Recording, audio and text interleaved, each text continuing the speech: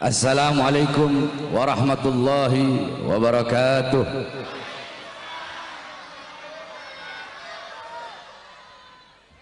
Alhamdulillahil ahad, wassalatu wassalam ala man fis sama ismuhu Ahmad wa fil ardi ismuhu Muhammad wa ala alihi wa sahbihi wa ba'd.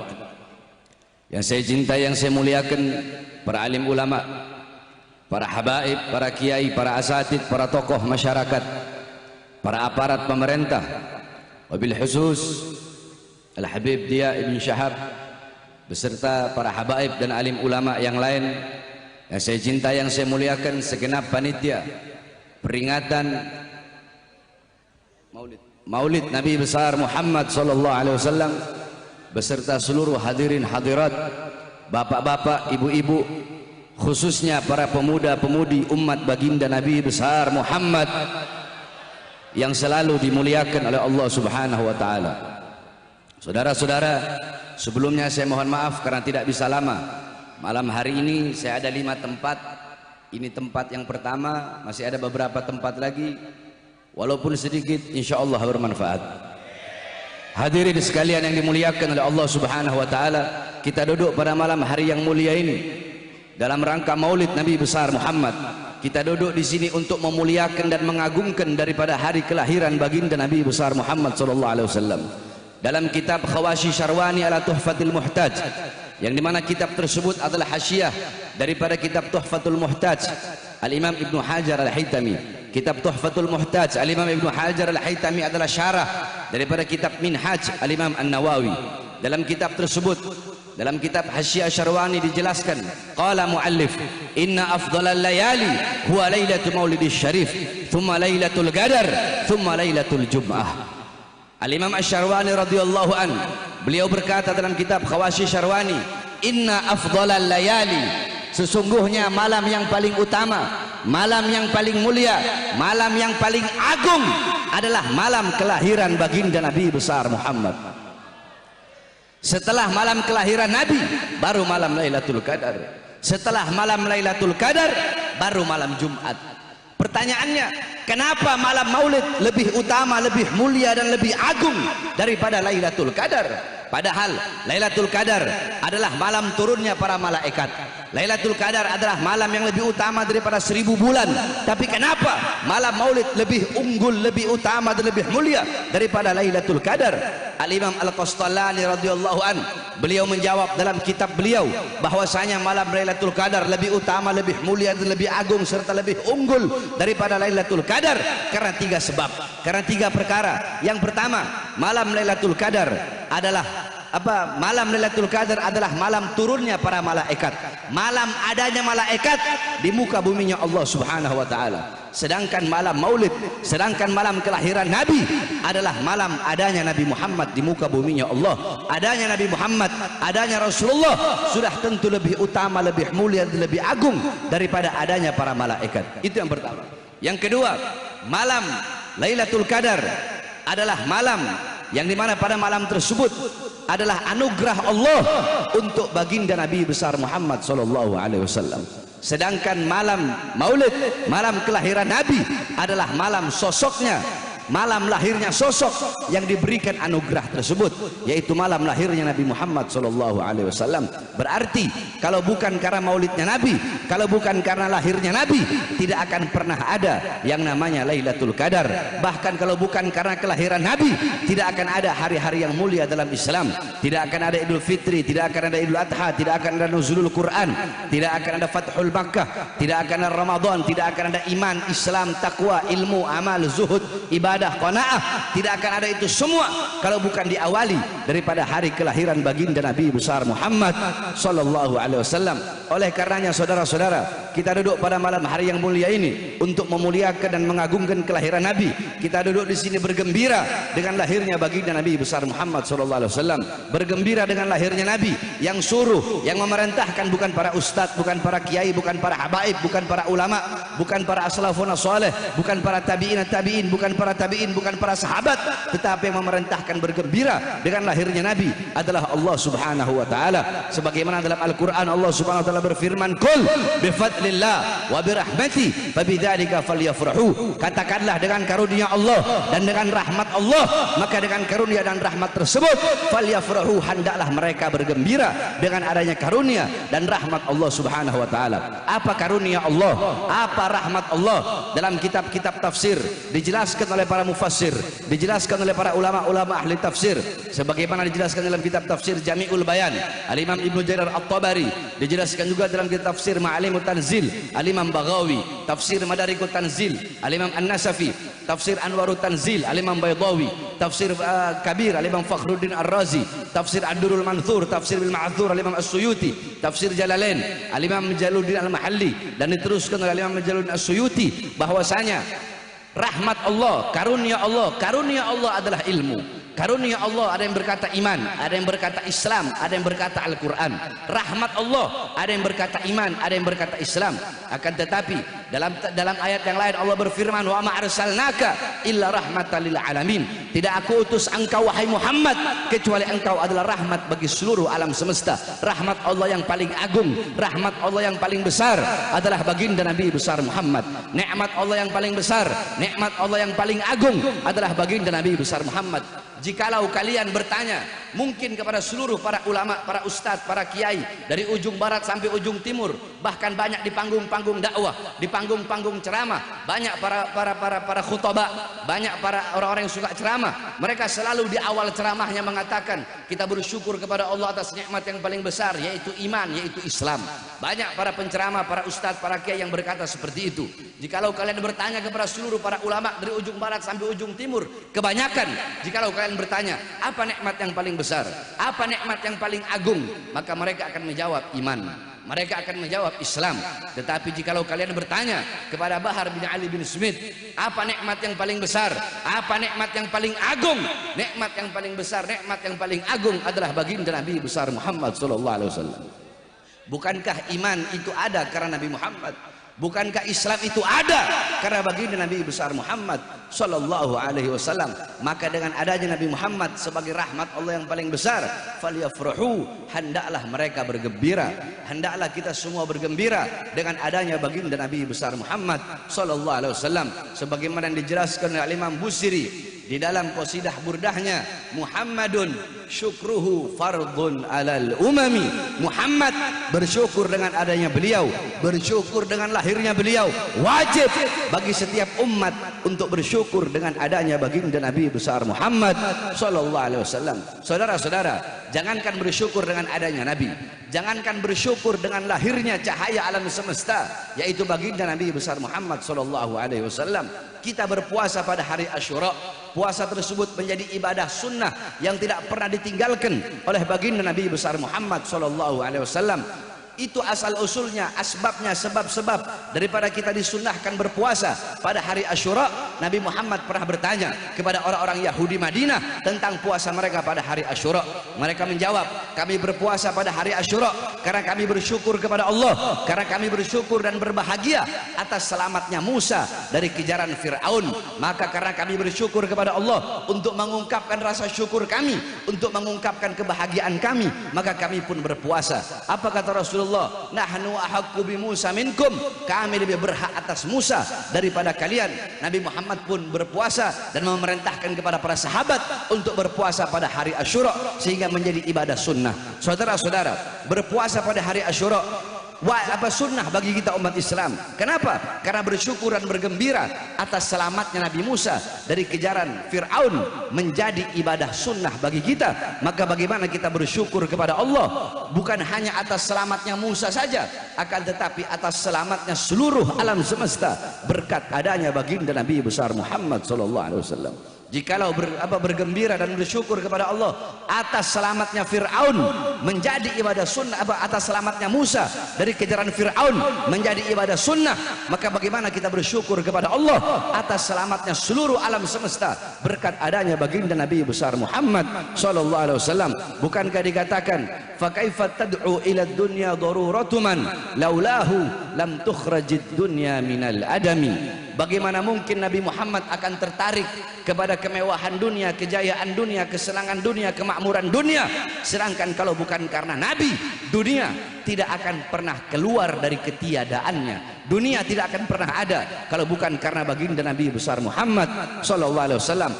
Karena Nabi Muhammad bukan hanya Nabi Musa, para nabi, para rasul, Nabi Allah Adam, Idris, Nuh, Saleh, Ibrahim, Ismail, semuanya selamat berkat baginda Nabi besar Muhammad sallallahu alaihi wasallam. Nabi Allah Adam alaihissalam, Allah terima taubatnya selama ratusan tahun, 450 tahun Allah belum terima taubat Nabi Adam. Nabi Allah Adam Allah turunkan di bawah kaki gunung Himalaya di India. Siti Hawa Allah turunkan di Jeddah. Iblis Allah turunkan di Basrah. 450 tahun Allah belum terima taubat Nabi Adam. Allah terima ketika di Mekah. Kenapa? Karena membawa nama baginda Nabi besar Muhammad sallallahu alaihi wasallam. Nabi Allah Adam terselamatkan berkat Nabi Muhammad. Nabi Allah Nuh Allah selamatkan dari banjir berkat Nabi Muhammad, karena dalam tulang sulbinya terdapat nur baginda Nabi besar Muhammad. Nabi Allah Ibrahim Allah selamatkan dari api Namrud, karena dalam tulang sulbinya terdapat Nabi Muhammad SAW, cahaya Nabi Muhammad. Nabi Allah Ismail alaihissalam Allah selamatkan dari penyembelihan Nabi Allah Ibrahim. Kenapa? Karena dalam tulang sulbinya terdapat nur baginda Nabi besar Muhammad. Para nabi, para rasul, bukan hanya Nabi Musa, Nabi Allah Ibrahim, bapaknya para nabi, bapaknya para rasul Allah selamatkan berkat dalam tulang sulbinya terdapat nur baginda Nabi besar Muhammad. Para nabi, para rasul terselamatkan beserta seluruh alam semesta berkat adanya baginda Nabi besar Muhammad.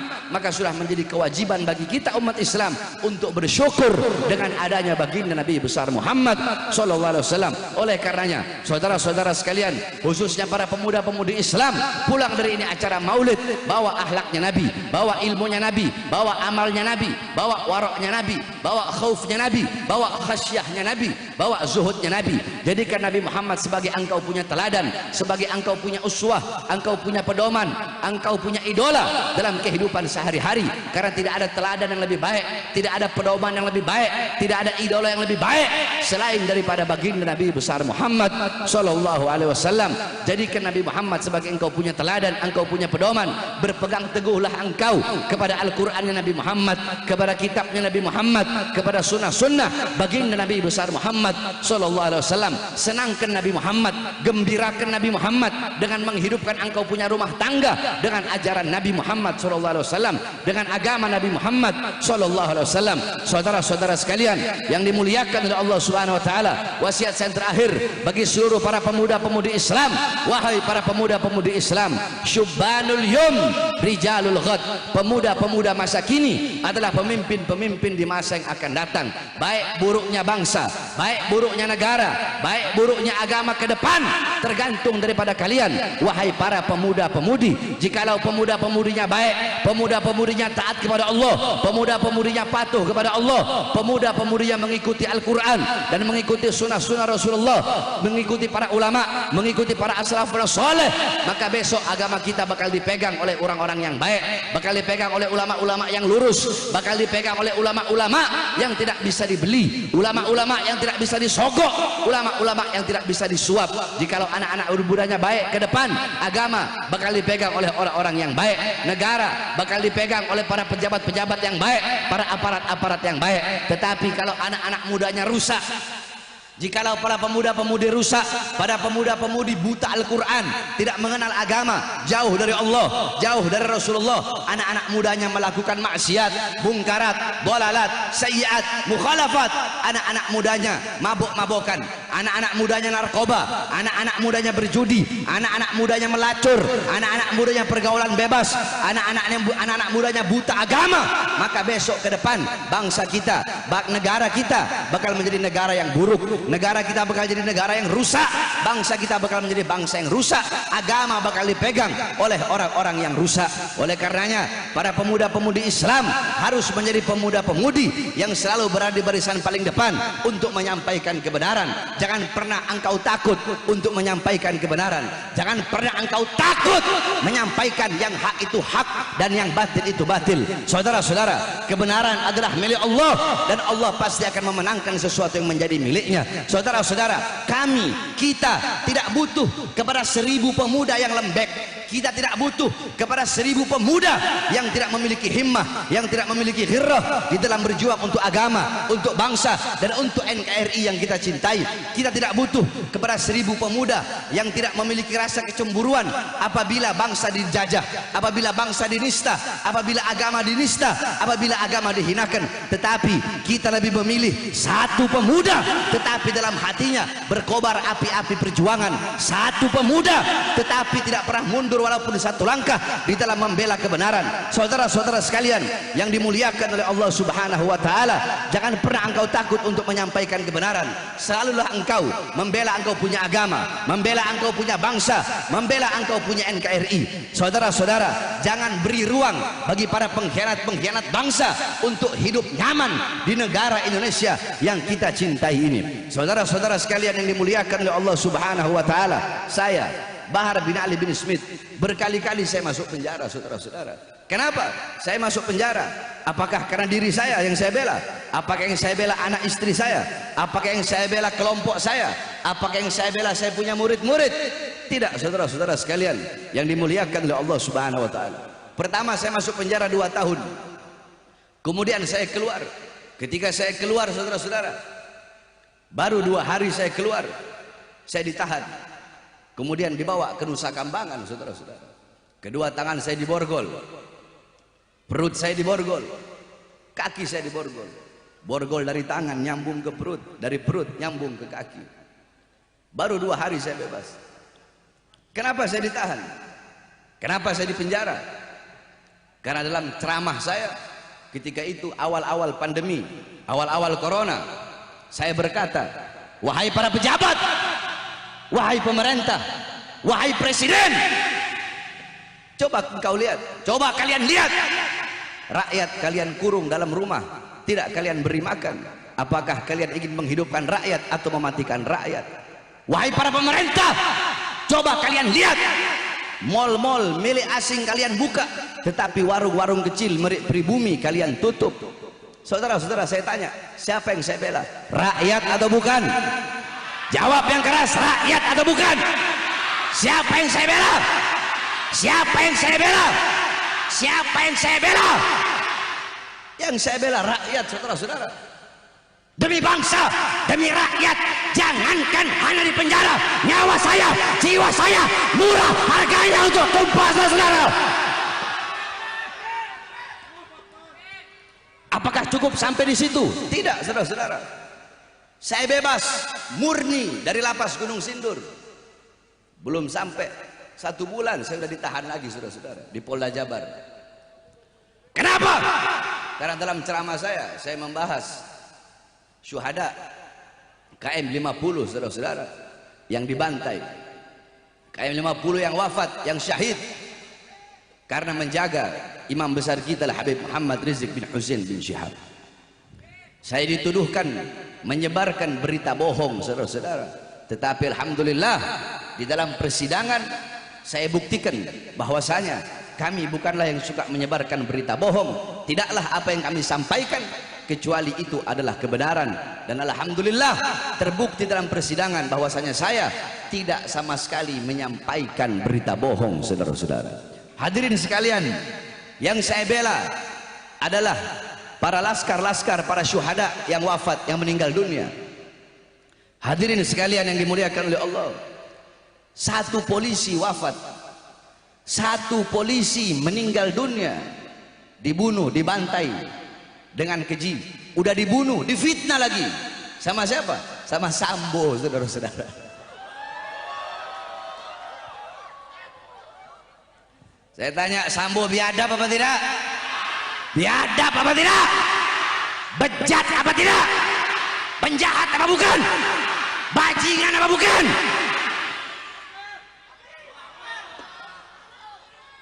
Anak buahnya jadi bunuh, apalagi yang lain, saudara-saudara. Sesama polisi aja dimakan, apalagi yang bukan polisi. Betul? Betul? Saudara-saudara, 1 polisi wafat, 1 polisi meninggal dunia, seluruh Indonesia geger. Betul? Betul? Nah, itu 1 polisi yang wafat, maka bagaimana dengan 6 laskar, saudara-saudara? Apakah mereka bukan bangsa Indonesia? Apakah mereka bukan rakyat? Apakah mereka bukan anak-anak bangsa? Satu polisi wafat, sambonya ditahan, sambonya ditangkap. Dari presiden sampai kapolri semua angkat bicara, semua turun tangan.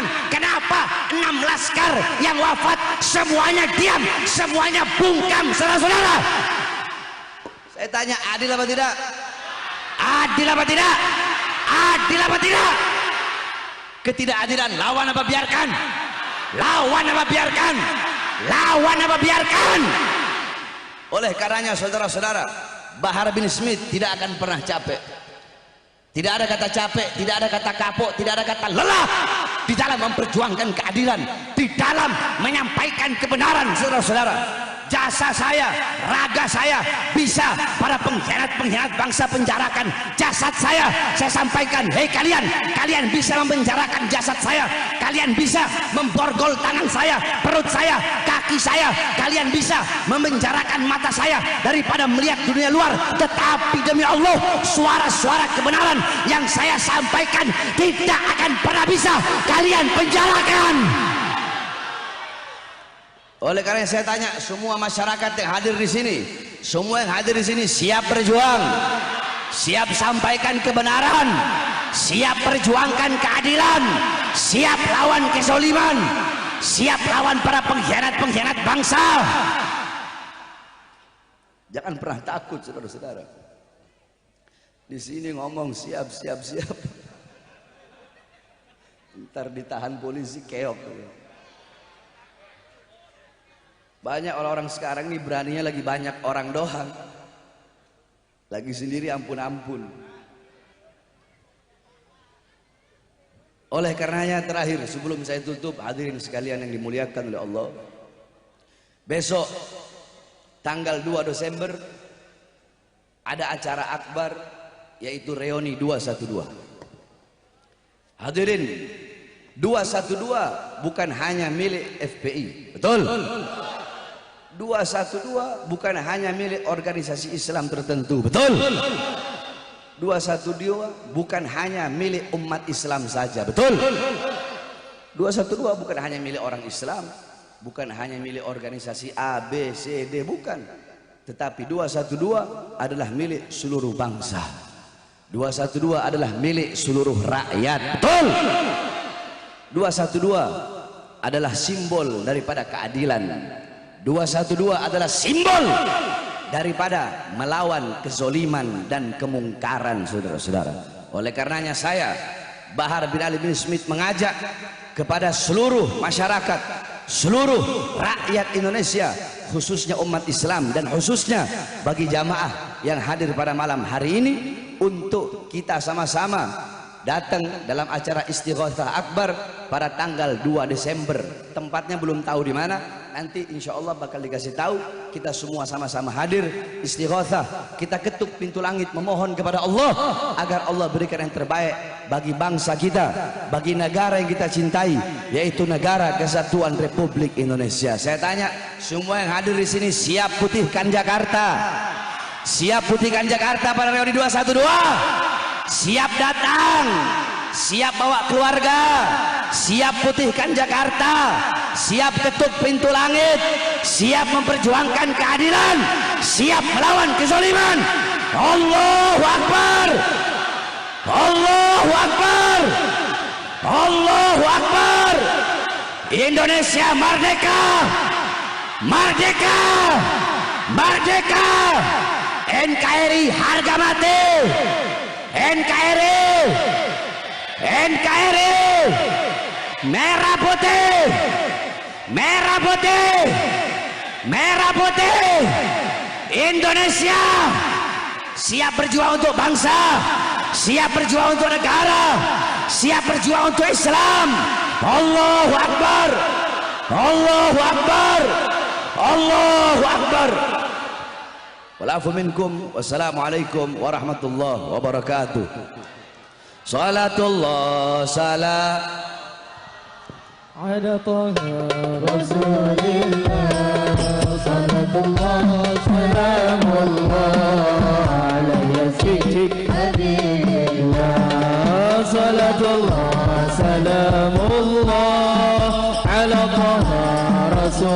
الله صلاة الله سلام الله على ياسين حبيب الله توسلنا ببسم الله وبالهدي رسول الله توسلنا ببسم الله وبالهدي رسول الله وكل